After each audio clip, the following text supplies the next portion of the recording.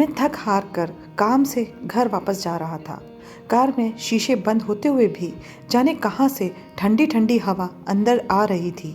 मैं उस सुराग को ढूंढने की कोशिश करने लगा, पर नाकामयाब रहा। कड़ाके की ठंड में आधे घंटे की ड्राइव के बाद मैं घर पहुंचा। रात के 12 बज चुके थे। मैं घर के बाहर कार से आवाज़ देने लगा। बहुत देर हॉर्न भी बजाया। शायद सब सो चुके थे। 10 मिनट बाद खुद ही उतरकर गेट खुला। सद रात के सन्नाटे में मेरे जूतों की आवाज़ साफ सुनी जा रही थी। कार अंदर कर जब दोबारा गेट बंद करने लगा, तभी मैंने देखा एक 8-10 साल का बच्चा अपने कुत्ते के साथ मेरे घर के सामने फुटपाथ पर सो रहा था। वह एक अधफटी चादर ओढ़े हुए था। उसको देखकर मैंने उसकी ठंड महसूस करने की कोशिश की तो एकदम सकपका गया।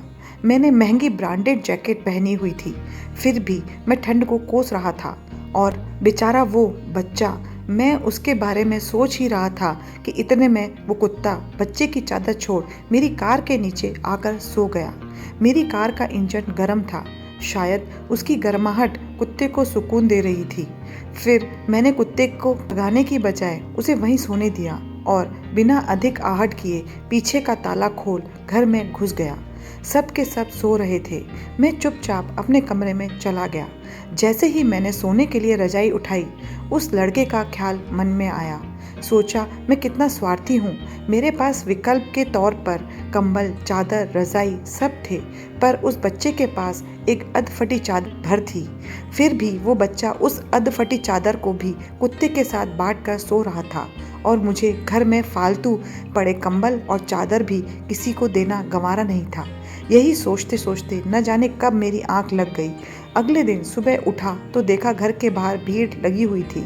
बाहर निकला तो किसी को बोलते सुना, अरे वो चाय बेचने वाला सोनू कल रात ठंड से मर गया। मेरी पलकें कांपी और एक आंसू की बूंद मेरी आंख से झलक गई। उस बच्चे की मौत से किसी को कोई फर्क नहीं पड़ा। बस वो कुत्ता अपने नन्हे दोस्त के बगल में गुमसुम बैठा था, मानो उसे उठाने की कोशिश कर रहा हो। दोस्तों, ये कहानी सिर्फ एक कहानी नहीं, ये आज के इंसान की सच्चाई है। मानव से अगर मानवता चली जाए तो वो इंसान दानव बन जाता है। और शायद हम में से ज़्यादातर लोग दानव बन चुके हैं। हम अपने लिए पैदा होते हैं, अपने लिए जीते हैं और अपने लिए ही मर जाते हैं। ये भी कोई जीना हुआ?